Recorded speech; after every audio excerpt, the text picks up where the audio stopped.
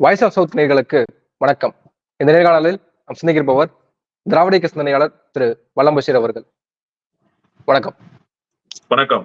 India கூட்டணி அவங்களுடைய ஆலோசனை கூட்டத்தினுடைய முடிவுல செய்தியாளர் சந்திப்புல 295 இடங்களுக்கு மேல ஜெயிக்க போறதாக மல்லிகார்ஜுன கார்கே சொல்லியிருக்காரு. இது நம்ம எப்படி எடுத்துக்கலாம்? இன்னொரு புறம் எக்ஸிட் போல்ஸ் அப்படின்றதுல எங்களுக்கு நம்பிக்கை இல்லை, ஆனால் ஊடகங்கள் கவனமாக இது கையாளணும்னு ஒரு புறம் இருக்கு. இன்னொரு புறம் அமித்ஷா 150 IAS அதிகாரிகளை இன்னைக்கு சந்திச்சு பேசியிருக்காரு, உரையாடி இருக்காரு அப்படின்ற தகவல் ஜெயராம் ரமேஷ் ட்விட்டர்ல போட்டிருக்காரு. அப்போ பதற்ற நிலையில இருக்காங்களா? அதிகாரிகள் துணை பெயரக்கூடாது, நீங்க எங்களுடைய சர்வேலன்ஸ் தான் இருக்கீங்க அப்படின்ற ஒரு எச்சரிக்கையும் கொடுக்கப்படுது. நீங்க எப்படி இதை பார்க்கறீங்க? அண்மையிலே ராகுல் காந்தி அவர்களை IAS அதிகாரிகளும் சில IPS அதிகாரிகளும் சந்தித்து பேசிய செய்திகள் பாரதிய ஜனதா கட்சிக்கு ஒரு அச்ச உணர்வை தந்தது என்றுதான் சொல்ல வேண்டும். காரணம், இந்த பியூரோகிரசியை முழுமையாக நம்பித்தான் இந்த ஆட்சி அதிகாரத்தை கொண்டு செலுத்துகிறது பாரதிய ஜனதா கட்சி. 2 முறை தேர்தலை சந்தித்ததும் அந்த பியூரோகிரசியினுடைய நம்பிக்கை தான். 2014 தேர்தலில் காங்கிரஸ் மீதான அந்த ஆன்டி இன்கம்பன்சி இருந்தது. ஆனால் 2019 அப்படி இல்லை. 2019, 2024 2 தேர்தலை பொறுத்தவரையில பாரதிய ஜனதா கட்சிக்கு மக்களினுடைய பேராதரவு இருக்கிறது என்று சொல்வதெல்லாம் ஒரு மாயையான தோற்றம் தான். தேர்தல் ஆணையம், தன்னாட்சி அமைப்புகள் இவற்றையெல்லாம் கையில் வைத்துக் கொண்டு ஏதாவது ஒரு வகையில் கொள்ளைப்புற வழியாக ஆட்சி அதிகாரத்தை கைப்பற்றி விடலாம் என்கிற அந்த மனோதிடமான நம்பிக்கையில் தான் அவர்கள் தேர்தலை எதிர்கொண்டார்கள். இந்த முறையும் அப்படித்தான். ஆனா 2019 எந்த விதமான பின்னடைவும் பாரதிய ஜனதாவினுடைய கணக்குகளில் இல்லை. அவர்கள் எந்த வியூகத்தை வகுத்தார்களோ அந்த வியூகம் அவர்களுடைய இலக்கை நோக்கி சேர்ந்தது என்றுதான் நாம் புரிந்து கொள்ள வேண்டும். ஆனா இந்த முறை அப்படி அல்ல. பாரதிய ஜனதா கட்சி எந்தெந்த வியூகங்களை எல்லாம் வகுத்ததோ அவையெல்லாம் செயலிழந்து மதிப்பிழந்து போயிருக்கிறது.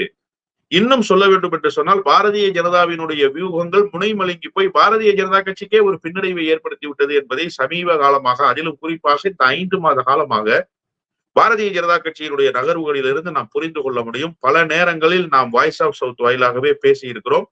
ராமர் கோயிலினுடைய திறப்பு என்பது பாரதிய ஜனதா கட்சிக்கு ஒரு பொலிட்டிக்கல் மைலேஜ் கொடுக்கும்னு தான் மோடியும் அமித்ஷாவும் நினைச்சாங்க. ஆனா உண்மையிலேயே அப்படி ஒரு பொலிட்டிக்கல் மைலேஜ் இருந்திருந்தா இப்ப பிரியங்கா காந்தியை பார்த்து உத்தரப்பிரதேசத்துல பயந்திருக்க வேண்டிய நிலைமை பாரதிய ஜனதா கட்சிக்கு வந்திருக்காது. பிரியங்கா காந்தியை பார்த்தே பயப்படுகிற ஒரு நிலைமை. இன்னொரு புறம் இவர்கள் நினைத்தார்கள், ராமர் கோயில் திறந்து விட்டா இந்த பக்கமே எட்டி பார்க்க மாட்டார் ராகுல் காந்தி, இந்த மாநிலத்திலிருந்து முழுமையாக ராகுலும் காங்கிரசும் அப்புறப்படுத்தப்பட்டு விடுவார்கள் என்று நினைத்தார்கள். ஆனால் உண்மையிலேயே மீண்டும் களத்துக்கு வந்து விட்டார் ராகுல். இந்த களத்துல சேலஞ்ச் பண்ணி பார்க்கறதுக்கு தயாராயிருக்கிறார் ராகுல் என்பதுதான் ராகுலினுடைய அந்த போட்டி அறிவிப்பிலிருந்து துவங்கி இருக்கக்கூடிய தேர்தல் ரேஸ். அதுக்கு முன்னாடி வரைக்கும் தேர்தல் என்பது வேறு விதமாக பார்க்கப்பட்டிருந்தாலும் உத்தரப்பிரதேச களத்தை பொறுத்தவரை ராகுல் போட்டி என்கிற அறிவிப்பு வந்ததிலிருந்து அந்த களம் ராகுலுக்கு சாதகமாக மாறிவிட்டது என்பதுதான் நிதர்சனமான உண்மை. அதனாலதான் இவங்க சேலஞ்ச் பண்ணி வரியா வரியா வரியான்னு களத்துல கூப்பிட்டுக்கிட்டே இருந்தாங்க. அவர் அமைதியாகவே இருந்தார். இப்போது வந்து விட்டேன் என்று சொல்கிறார். அவரை எதிர்ப்பதற்கு திராணி இல்லாமல் ஓடி ஒளிந்து கொள்கிற வேலையை பாரதிய ஜனதா கட்சி இப்போது செய்து கொண்டிருக்கிறது. மல்லிகார்ஜுன கார்கேவினுடைய கருத்திலிருந்து ஒரே ஒரு செய்தியை நான் திடமாக புரிந்து கொள்கிறேன். ஊடகங்கள் விலை போய்விட்டது என்பதை பட்டவர்த்தனமாக இன்றைக்கு இந்தியா கூட்டணி அம்பலப்படுத்தி இருக்கிறது. ஏன்னா எக்ஸிட் போலுங்கிற பேர்ல பாரதிய ஜனதா கட்சிக்கு தான் செல்வாக்கு இருக்கு, பாரதிய ஜனதா கட்சி தான் வெற்றி பெற போகிறது என்கிற செய்தியை இவர்கள் மக்களிடத்திலே கொண்டு போய் சேர்த்து ஒரு அயற்சியை மக்களுக்கு உண்டாக்குவார்கள். இந்த அயற்சியில இன்னொரு புறம் என்ன நடக்கும்னு பாத்தீங்கன்னா, நேற்றைக்கு தமிழ்நாட்டுல திராவிட முன்னேற்ற கழக தலைமையிலான கூட்டணி கட்சிகளில் வாக்கு எண்ணிக்கை முகவர்களுடைய கூட்டத்தை நடத்தி இருக்கிறார்கள். வாக்கு எண்ணிக்கை முகவர்கள் என்ன செய்யணும்? ரொம்ப குறிப்பா கண்ணும் கருத்துமாக இப்போது இந்த தேர்தலினுடைய வாக்கு எண்ணிக்கையை அணுக வேண்டும் என்பது ஒரு புறம். இன்னொரு புறத்துல ஏதாவது கொள்ளைப்புற வழியாக இந்த வாக்கு எண்ணிக்கையினுடைய நாளை தன்மையப்படுத்துவதற்கு பாரதிய ஜனதா கட்சி முயற்சி செய்தால் அதை எப்படி எதிர்கொள்வது என்கிற அந்த அரசியலை இன்னொரு புறத்திலே முனைமுழுங்க செய்ய வேண்டும். இதுதான் வியூகம் நேற்று பேசப்பட்ட செய்தி. இப்போ தேர்தல் வாக்கு எண்ணிக்கையினாலே எப்படி அணுகிறதுன்னு ஒரு பக்கம் இந்தியா கூட்டணிக்கான தலைவர்களிடத்திலே தீவிரமான ஆலோசனை, இன்னொரு புறம் இந்த ஊடகங்கள் என்ன செய்ய போகிறது என்கிற அம்பலப்படுத்துகிற வேலை. ஒரே கல்லில் 2 மாங்காயை இப்ப அடிச்சிருக்காங்க. ஆனா பாரதிய ஜனதா கட்சிக்கு இதை பற்றி எல்லாம் பொறுப்பு இருக்கிறதா என்று கேட்டால் இல்ல. 2 கூட்டணி தான் சார் இந்த தேர்தலை சந்தித்தது. இதுதான் இந்திய அரசியல் வரலாற்றில் சித்தாந்த எதிரிக்கும் நடைபெறுகிற தேர்தல். வலதுசாரி சிந்தனைக்கு இடதுசாரி சித்தாந்த எதிரி, இடதுசாரி சிந்தனையாளர்களுக்கு வலதுசாரி சித்தாந்த எதிரி. வாஜ்பாயினுடைய முதல் ஆட்சி கூட்டணியினுடைய ஆட்சி தான். ஜெயலலிதா அம்மையார், ராமதாஸ், வைகோ போன்றவர்கள் எல்லாம், வாழப்பாடி ராமமூர்த்தி போன்றவர்கள் எல்லாம் இருந்தார்கள். அது கூட்டணி கட்சியினுடைய ஆட்சி. அதற்கு அடுத்து தேசிய ஜனநாயக கூட்டணி. இப்படி கூட்டணிகள் நிறைய முறை ஆட்சி அதிகாரத்தை கொண்டு செலுத்தி இருக்கிறது. 2004 ஜனநாயக முற்போக்கு கூட்டணியினுடைய ஆட்சி, மன்மோகன் சிங்கினுடைய ஆட்சி. அதற்கு மிகப்பெரிய காரணகர்த்தாவாக இருந்தவர் கலைஞர் தான். அதுல ஒண்ணு மாற்று கருத்தே இருக்க முடியாது. அப்படிப்பட்ட நிலைமையெல்லாம் இருந்திருக்கு. ஆனா இந்த முறைதான் ஒரு சித்தாந்தம் வீழ்த்தப்பட்டு வீட்டுக்கு அனுப்பப்பட வேண்டும் என்பதற்காக மாச்சரியங்களை எல்லாம் மறந்து விட்டு, கசப்புணர்வுகளை எல்லாம் தூக்கி ஓரமாக வைத்து விட்டு, புறந்தள்ளி விட்டு, சித்தாந்த எதிரியை வீழ்த்துவதற்கு ஒரே சித்தாந்தத்தை, அதாவது இடதுசாரி சித்தாந்தம் மட்டுமே கொண்டிருக்கக்கூடியவர்கள், இந்த நாட்டை பாதுகாக்கப்பட வேண்டும் என்று நினைக்கிறவர்கள், இந்த நாடு பத்திரமாக இருக்க வேண்டும் என்று நினைக்கிறவர்கள் ஓர் அணியில் திரண்டு சந்தித்திருக்கிற தேர்தல் சுதந்திர இந்திய வரலாற்றுல இதுதான் முதல் முறை வலதுசாரி சித்தாந்தவாதிகளுக்கும் இடதுசாரி சித்தாந்தவாதிகளுக்கும் நேரடியான யுத்தகலம், ஜனநாயக யுத்தகலம் அமைந்திருக்கிற தேர்தல். அப்ப எவ்வளவு பெரிய முக்கியத்துவம் வாய்ந்த களம். இந்தியா கூட்டணி பரபரப்பா இருக்குல்ல. இன்னைக்கு மம்தா பானர்ஜி வரல சார்.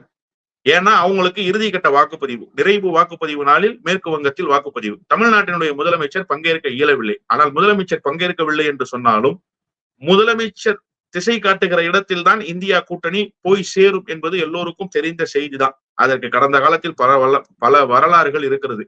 ஆனா தேசிய ஜனநாயக கூட்டணிக்கு தலைமை தாங்குகிற பாரதிய ஜனதா கட்சி என்ன செய்து கண்ணம் மூடி கொண்டு தியானம் செய்துட்டு இருக்கிறீங்களே? எந்த தைரியத்துல நீங்க தியானம் பண்ணிட்டு இருக்கீங்க? இந்த தேர்தல் களத்தை கொஞ்சமாவது நீங்கள் பொறுப்புணர்வோடு அணுகி இருக்கிறீர்களா? உங்களுக்கு அச்ச உணர்வு இருக்கிறதா? இல்ல. ரெண்டு தரப்பை நீங்கள் சரி செய்து வைத்து விட்டு இந்த தேர்தலை சந்திக்கலாம் என்று நினைக்கிறீர்கள். ஒன்னு பியூரோகிரசி, இன்னொன்னு மீடியா. அதை அம்பலப்படுத்துகிற வேலையை இன்னைக்கு மல்லிகார்ஜுன கார்கே செய்திருக்கிறார். இந்தியா கூட்டணி எப்போதும் நிதானமாக இருக்கிறது என்பதற்கு ஒரு உதாரணம் தான். குடியரசுத் தலைவர் உரைக்கு நன்றி தெரிவித்து விட்டு பிரதமர் பேசினார்ல, 400 இடங்களில் வெற்றி பெறுவோம், எதிர்கட்சியே இல்லாத கூட்டணி ஆட்சி அமையும் என்று சொன்னாரா? தேசிய ஜனநாயக கூட்டணின்னு அப்ப சொன்னாரா? சொல்லல. பாரதிய ஜனதா கட்சிக்கு 400 இடங்கள் என்று சொன்னார். இப்ப இருக்கிற இடத்துல இருந்து எங்க கூடுதலா நீங்க இடத்தை பெற போறீங்கன்னு ஒரு புள்ளி விவரத்தை சொல்வதற்கு பாரதிய ஜனதா தயாரா இருக்கா? மோடி தயாரா இருக்காரா? ஒரே ஒரு இடத்த சொல்லுங்க. இப்ப இருக்கிற இடத்துல இருந்து இன்னொரு இடத்துல நாங்க வெற்றி பெற போறோம். தமிழ்நாட்டுல இடம் இல்ல சார். ஒரு சீட்டு சொல்லுங்க பாரதிய ஜனதாவுக்கு ஜெயிக்கிறதுக்கு.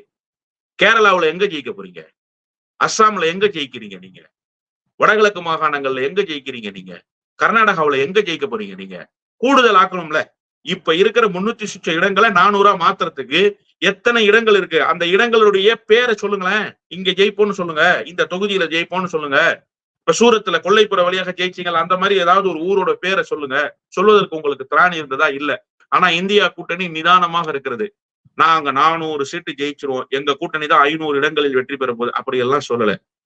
ஆனால் வரலாற்றில் நீங்க சொன்னது போல வரலாற்றில் இல்லாத அளவுக்கு ஒரு குழப்பமான சூழல், ஒரு எச்சரிக்கை கொடுக்க வேண்டிய நிலைமையில இந்தியா கூட்டணி இருக்கு இல்லையா?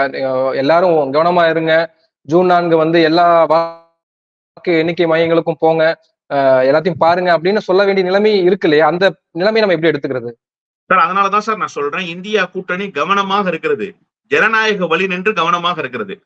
நீங்க பியூரோகிரசியும் மீடியாவும் உங்க கையில வச்சுக்கிட்டதுனால நீங்க பயப்படாம இருக்கீங்க. எங்களுக்கு அப்படி இல்ல. இந்தியா கூட்டணிக்கு நாங்கள் மக்களை நம்புகிறோம். இன்னைக்கு கூட மல்லிகார்ஜுன கார்கே ரொம்ப தெளிவா சொல்லியிருக்கிறார் சார். அவர் உண்மையிலேயே ஒரு மெஜஸ்டிக் லீடர் என்பதை இன்றைக்கு நிரூபித்திருக்கிறார். மக்களினுடைய கருத்து கணிப்பு எங்கள் கைகளில் இருக்கிறது. அவர் சொன்ன செய்தி, மக்களுடைய கருத்து கணிப்பு எங்களுடைய கைகளில் இருக்கிறது. அதனால எக்ஸிட் போல நாங்க நம்புவதற்கு தயாராக இல்லை, நாங்கள் இந்த ஊடகத்தை நம்புவதற்கு தயாராக இல்லை என்கிற செய்தியை ஊடகமாக அவர் தெரிவித்து விட்டாரா? இப்ப மக்களுடைய மனநிலையில் இருந்துதானே 295 நிதானமாக பேசுகிறார். எங்க கூட்டணிக்கு 295 இடங்கள், ஆட்சி அமைப்பதற்கான இடங்கள் கிடைக்கும் என்று சொல்கிறார். உண்மையிலேயே ஆட்சி அமைக்க போகிறவர்களுக்கு இப்போது பொறுப்புணர்வு கூடுதலாகி இருக்கிறது என்கிற அடிப்படையில் மல்லிகார்ஜுன கார்கேவினுடைய கருத்தை நான் புரிந்து கொள்கிறேன். ஊர்ல ஒரு வழக்காடு மொழி சொல்லுவாங்க, என்ன கரண்டி வச்சிருக்கிறவன் தான் பார்த்து ஆட்டணும், வெறும் கரண்டியை வச்சிருக்கிறவன் எப்படி வேணுமோ ஆட்டிடலான்னு. இப்ப பாரதிய ஜனதா கட்சியிடத்திலே வெறும் கரண்டி இருக்கிற காரணத்தால் எல்லா பக்கமும் ஆட்டுகிற வேலையை செய்கிறார்கள். இந்தியா கூட்டணியிடத்திலே எண்ணெய் கரண்டி இருக்கிறது, அதனால் பக்குவமாக அதை கையாளுகிற வேலையை மல்லிகார்ஜுன கார்கேவில் இருந்து எல்லா தலைவர்களும் உணர்ந்து கொண்டு செய்கிறார்கள் என்பதைத்தான் இன்றைய கூட்டமும் உணர்த்தி இருக்கிறது. மீடியாவுக்கு கொடுக்கப்பட்டிருக்கிற மிகப்பெரிய சம்மட்டி அடியாக இன்றைய கூட்டத்தினுடைய அறிவிப்பு அமைந்திருக்கிறது என்றுதான் நான் புரிந்து கொள்கிறேன். இதை விட ஊடகத்தை அம்பலப்படுத்துகிற வேலையை ஒரு அரசியல் கட்சி ஜனநாயக வழி நின்று செய்யவே முடியாது. காங்கிரஸ் கட்சியினுடைய இந்த திடமான அறிவிப்பு என்பது வரவேற்கத்தக்க அறிவிப்பு. ஒரு அறிவிப்பில் ஊடகத்தினுடைய ஒட்டுமொத்த முகத்தையும் கிழித்து தொங்க விட்டிருக்கிறது காங்கிரஸ் கட்சி. இன்னொன்னு ப்ரிடிக்ட் பண்ண முடியாத நிலைமை இருக்கு இல்லையா? இப்போ ஊடகங்கள் சொல்றது ஒண்ணு, ஆனால் ப்ரிடிக்டே பண்ண முடியாத நிலைமை இருக்கு இல்லையா? அதை நம்ம எப்படி எடுத்துக்கிறது? யார் வரப்போறாங்கன்னே தெரியல அப்படின்ற ஒரு குழப்பமான சூழல் இருக்குல்ல. யாருக்கு சார் குழப்பமான சூழல் இருக்கு? எனக்கெல்லாம் எந்த குழப்பமும் இல்லை. இந்த நாட்டு மக்களில் பலருக்கு எந்த குழப்பமும் இல்லை. ஒண்ணும் இல்ல, டெல்லியில இருக்கிற 7 தொகுதி, இப்ப யாரு 7 தொகுதியை கையில வச்சிருக்கிறது? பாரதிய ஜனதா கட்சி. இப்ப இந்த 7 தொகுதியும் யாருக்கு மாற போகிறது? ஒரு இடத்தில் பாரதிய ஜனதா கட்சி ஜெயிக்குமா? ஜெயிக்காது. இன்னொரு புறத்துல உத்தரப்பிரதேச தேர்தல் களத்தில் 60க்கும் மேற்பட்ட தொகுதியை பாரதிய ஜனதா கட்சி கையில வச்சிருக்கு. இப்ப என்ன நிலைமை? 30 - 35 இடங்களில் வெற்றி பெற்றால் பாரதிய ஜனதா கட்சி போதும் என்கிற மனநிலையில் இருக்கும். எப்படி? சேஃபர் சைடு இருக்கிறதுக்கு 30 - 35 இடங்கள் தேவைப்படுகிறது. ஆனா அதையே பெற முடியுமா என்கிற நிலைமை இப்போது இருக்கு. குஜராத்ல என்ன நிலைமை? ரஜபுத்திரர்கள் சமூகத்தினுடைய போராட்டத்தின் விளைவாக குஜராத்ல தக்க வைத்துக் கொள்வதற்கான முயற்சியிலே பாரதிய ஜனதா கட்சி ஈடுபட்டிருக்கிறது. அதனால்தான் அமித்ஷாவுக்கு ஒரு பதட்டமான மனநிலை வந்துருச்சு. அமித்ஷா எவ்வளவு பெரிய தலைவர், அவர் எவ்வளவு பெரிய ராஜதந்திரி, இதெல்லாம் சொன்னது யாரு? பாரதிய ஜனதா கட்சி. என்ன சொல்லி சொன்னாங்க? அமித்ஷா தேர்தல் களத்தில் வகுக்கிற வியூகங்களை முனைமுழுங்க செய்கிற ஆளுமை இந்திய துணை கண்டத்திலேயே இல்ல. யார் பேசுனா? பாரதிய ஜனதா கட்சிக்காரங்க பேசுனாங்க. கடந்த காலத்துல தட்டி தூக்கிடுவாரு.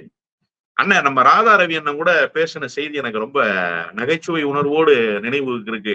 அவன் பெரிய கேடிடா, அவனை பத்தி உங்களுக்கு தெரியாது, அவன் எல்லாத்தையும் விலைக்கு வாங்கிடுவான் அப்படின்னு உண்மையை பேசிட்டார் அவர். அது வேற செய்தி. அப்படிப்பட்ட புகழுக்குரியவர் தானே. ஏன் சார் சுயேட்சை வேட்பாளர்கிட்ட போய் மண்டிட்டாரு?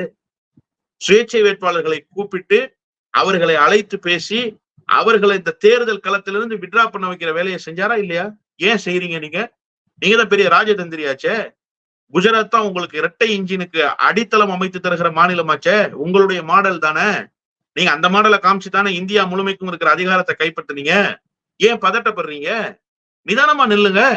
நின்னு ஜெயிச்சு லட்சக்கணக்கான வாக்குகள் வித்தியாசத்துல ஜெயிச்சுட்டு வாங்க. என்ன பிரச்சனை இப்ப உங்களுக்கு? ஆனா அந்த களத்தையே நீங்க இழந்துட்டீங்கன்றதுனால ஏதாவது கம்மியான மார்ஜின்ல உங்களுக்கு தோல்வி வந்துடக்கூடாதுன்னு பயம் வந்துருச்சு. சுயேட்சைகள் வாங்குகிற 2000 3000 வாக்குகள் கூட தனக்கான மார்ஜினை ஏதாவது ஒரு வகையில் தட்டி பறித்து விடும். நாம ஒரு 500 ஓட்டு வித்தியாசத்துல தோத்துட்டா, 1000 ஓட்டு வித்தியாசத்துல தோத்துட்டா அதற்கு இந்த 2000 ஓட்டுகள் பயன்படுத்துமேன்னு பதட்டப்பட்டு போய் இந்த தேர்தலை அணுகக்கூடிய நிலைமை இருக்கா?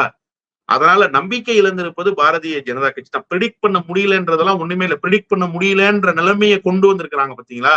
இதுவே பாரதிய ஜனதா கட்சிக்கு வீழ்ச்சின்னு நான் சொல்றேன். நீங்க 400 இடங்கள் கான்பிடென்டா பேசின நிலைமை சார். எப்போ? தேர்தல் தேதி அறிவிக்கப்படுவதற்கு முன்பு குடியரசுத் தலைவர் உரைக்கு நன்றி தெரிவிக்கிற போது. தேர்தல் தேதி அறிவிச்ச பிறகு என்ன சொன்னீங்க? 350க்கும் அதிகமான இடங்கள். அதன் பிறகு முதற்கட்ட வாக்குப்பதிவு நடந்ததுக்கு பிறகு என்ன சொன்னீங்க? உறுதியாக ஆட்சி அதிகாரத்தை கைப்பற்றுவோம். அதற்கு அடுத்த கட்டமாக என்ன சொன்னீங்க? அறுதி பெரும்பான்மை எங்களுக்கு கிடைக்கும். நீங்க சொன்ன ஸ்டேட்மெண்ட் எல்லாம் ஒன்னொன்னா சொல்லிக்கிட்டே வர்றேன். இப்ப போன வாரம் நம்ம ஆட்டுக்குட்டி அண்ணாமலை அவருடைய ஸ்டேட்மெண்ட் என்ன? கொடுக்கப்பட்ட பணியை நிறைவாக செய்து முடித்து விட்டோம். வெற்றி தோல்வி குறித்து அடே அப்பா, எப்படிப்பட்ட ஸ்டேட்மெண்ட்! தோத்து போயிடுவேன்னு ஒத்துக்கிட்ட. உன்னுடைய தோல்வி என்பது நாட்டு மக்களிடத்திலே கொண்டு சேர்க்கப்பட்ட ஒரு செய்தியாக இருக்கிறது. நீ ஜெயிக்க முடியாதுன்றது உறுதியாயிடுச்சு. அதனால கொடுக்கப்பட்ட பணியை நிறைவாக செய்து முடித்து விட்டோம். வெற்றி தோல்வி குறித்து கவலை இல்லை. வெற்றி குறித்து கவலை இல்லை, தோல்விதான் உனக்கு கிடைக்க வேண்டிய பரிசு தமிழ்நாட்டில் இருந்து.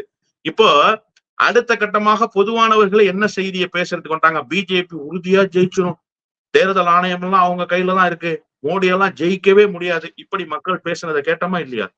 இப்ப ப்ரிடிக்ட் பண்ண முடியாத நிலைமை. அப்போ அப்பர் ஹேண்ட் யாருக்கு, லோவர் ஹேண்ட் யாருக்கு? இதைத்தான் தேர்தல் காலத்துல இப்ப நம்ம பார்க்கணும். அப்ப இந்தியா கூட்டணி வரவே வராதுன்னு சொன்னவங்க ப்ரிடிக்ட் பண்ண முடியாதுங்கிற இடத்துக்கு வந்துட்டாங்கல்ல. அப்ப இந்தியா கூட்டணி அந்த டஃப கொடுத்துருச்சு இல்ல, அப்பர் ஹேண்ட் எடுத்துருச்சு இல்ல. நீங்க வாக்கு எண்ணிக்கை நாளுக்கு பிறகு பாருங்க, நிச்சயமாக மல்லிகார்ஜுன கார்கே அவர்கள் சொன்னதை போல அறுதி பெரும்பான்மை பெற்று இந்தியா கூட்டணியினுடைய ஆட்சி அமையும்.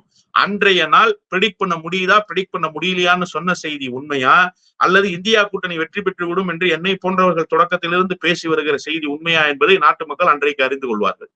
தொடர்ந்து பேசுவோம். வாக்கு எண்ணிக்கை எப்படி இருக்கு நிலவரம் அப்படின்றத பொறுத்து வந்து பார்ப்போம். உங்க நேரத்துக்கு மிக்க நன்றி. நன்றி.